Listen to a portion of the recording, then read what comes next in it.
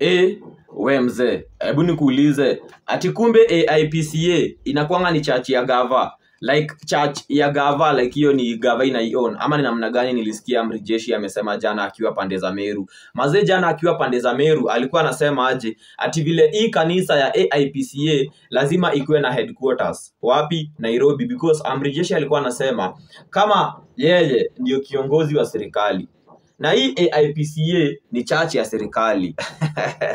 Sasa alikuwa anasema that by default uangani mbaya, because alikuwa anasema that hii church ya AIPCA ndio the only church yenye ilitumika time ya kupigania independence. Unanipata, like ni ngori hiyo design. Na sasa ndio Amri Jeshi alikuwa anasema that either hindekni ama kwende aje, lazima ataendelea kukuanga anapatiana ma contributions mazee kwa hizo machaches. Alikuwa anasema that hawa watu wote wenye wanasema ati yeye anapatiana misaada kwa machaches ati ndio by influence, hapana tambua. Yeye alikuwa anasema mazee ni ile tu kusaidia ndio anasaidia. Anauliza huyu ni Amri Jeshi ati sasa mimi hebu niwaulize, kama nitatengeneza barabara, nitatengeneza hospitali, nitatengeneza kila kitu, itakuwa aje machaches peke yake ndio nitashindwa kutengeneza? Hata hizo lazima nizitengeneze kwa sababu hizo zote ni kazi zetu. Sasa hii pande nyingine kuna counterpart wake Rigathi Gachagua. Rigathi Gachagua kumke kuna time alikuwa anasema ati hii pande ya kina Amri Jeshi ni watu arrogant. Why? Kwa sababu hawa ni watu wenye kazi yao ni kwenda kuincite kwa machaches watu wapigane. Sasa Gachagua alikiongea hii alikuwa anaongelea vile amekuwa akipigwa kwa machaches, na sana sana ile juzi hapa hivi mwiki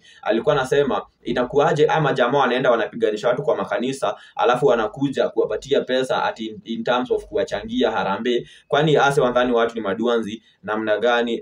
Hiyo siku Gachagua alikuwa amekula moto mazee. Although sasa ile pande nyingine ya Meru Amri Jeshi akimalizia bana alikuwa anasema ati mambo za insecurity huko hivyo pande za Meru lazima ziishe. Unanipata? Alikuwa anasema ati vile kama vile Al-Shabaab ilikuwa dealt with pande ya Boni, even ndio the same way vile hiyo insecurity yenye huko hivyo outskirts za Meru itakuwa dealt with. Unanipata? Anasema that the same medicine ndio ile nyebana itakuwa inatumika.